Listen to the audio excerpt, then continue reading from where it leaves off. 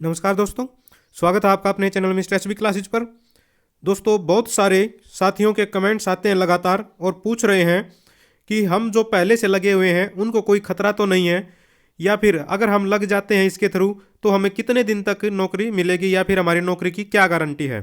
ठीक है, तो दोस्तों मैं आप लोगों को इसीलिए ऑफिशियल वेबसाइट पर ले आया हूँ और इस ऑफिशियल वेबसाइट के माध्यम से आप लोगों को क्लियर करूंगा ये बातें जो आप लोग पूछते हैं लगातार। ठीक है, आइए देख लेते हैं। आप लोगों के सवालों का जवाब यहीं पर मिल जाएगा।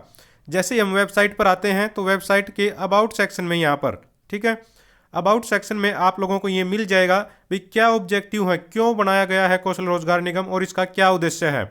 यहाँ पर देखिए, यहाँ पर इन्होंने स्पष्ट रूप से बताया है कि हरियाणा कौशल रोजगार निगम लिमिटेड का जो है जो बनाया गया है वो कंपनी एक्ट 2013 के तहत बनाया गया है 13 अक्टूबर 2021 को। ठीक है, और इसमें ये चीज़ बताया गया है, it has been set up with the objective of providing contractual manpower to the all government entities in Haryana.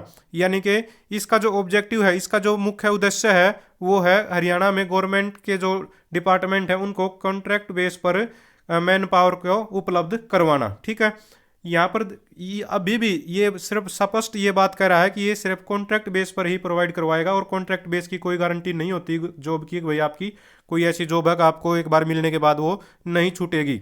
यहाँ पर स्पेशल बताया गया है इन्होंने भाई जो ट्रांसपेरेंट जो पॉलिसी है जो होती है कैंडिडेट को लेने की, उस पॉलिसी को ट्रांसपेरेंट तरीके से लागू करने के लिए भाई साफ स्पष्ट तरीके से स्पष्ट रूप से लोगों को लगाया जाए बगैर किसी धांधली के, वो चीज़ यहाँ पर ये चीज़ है जो करेगी एजेंसी। ठीक है, it will act as a authorise agency for providing contractual manpower. यानी कि यह एक हरियाणा सरकार की ऑथराइज्ड मान्यता प्राप्त एजेंसी के तौर पर काम करेगी कॉन्ट्रेक्चुअल मैन पावर प्रदान करने के लिए हरियाणा के जो गवर्नमेंट के डिपार्टमेंट है उनको। यहाँ पर देखिए ये स्पेशल बताया गया, विल फोकस ऑन, यानी कि किस चीज़ पर फोकस रहेगा इनका, uplifting social economic disadvantage candidate. यानी कि ऐसे लोग जिनको सामाजिक आर्थिक आधार पर जिनका मतलब उनको उठाने की कोशिश करेगी जिनको उसका लाभ नहीं मिला है।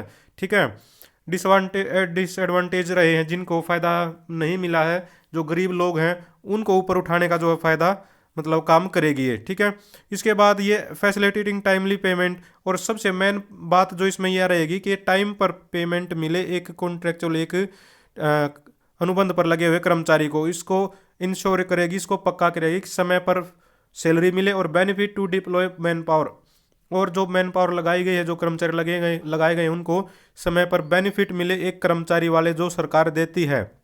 ठीक है, इसके बाद थर्ड जो पॉइंट दे रखे हैं, ensuring adherence to the state reserve policy, और सख्ती से लागू करना, यानी कि उसका पालन करना जो स्टेट की रिजर्वेशन पॉलिसी है, यानी कि जो आरक्षण की का प्रावधान होता है जो पक्की नौकरियों में है या फिर कच्ची नौकरियों में है, उसको अच्छे से लागू करना, उसको इंश्योर करना कि भाई जो नियम है उसके तहत सारी की सारी भर्तियां हो रही हैं। तो कहीं पर भी इसमें ये नहीं है कि आपकी जॉब मतलब नहीं जाएगी या फिर पक्की है जो भी है। इससे पहले एक जागरण के अंदर इन्होंने अपनी एक विज्ञप्ति निकाली थी, वैकेंसी निकाली थी जिसमें 12 लगभग पोस्ट थी, मैनेजर लेवल की थी।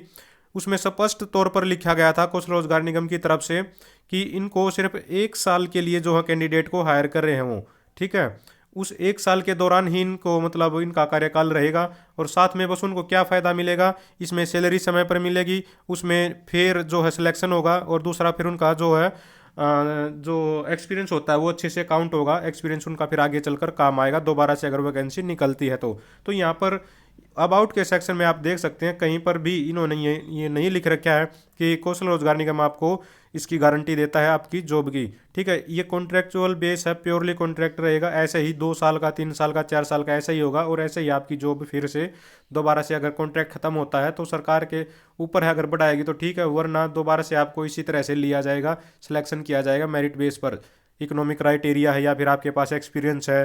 ठीक है, सारी चीज़ों को मिलाकर तो ये चीज़ें हैं बिल्कुल क्लियर हैं, इसमें कोई परेशान होने की या कुछ ऐसे तरह की कोई बात नहीं है।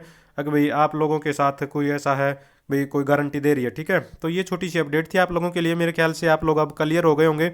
अब जिसको अच्छा लगे वो अपना अप्लाई करे और जिसको नहीं अच्छा लगे वो अप्लाई नहीं करे, ये बातें यहाँ पर बिल्कुल स्पष्ट हैं। तो छोटी सी अपडेट थी आप लोगों के लिए। अगर आप भी चाहते हैं हरियाणा कौशल रोजगार निगम से जुड़ी हुई सभी प्रकार की खबरें समय पर पाना, तो चैनल को जरूर सब्सक्राइब करें, वीडियो को लाइक करें, दोस्तों के साथ शेयर करें। Thank you very much.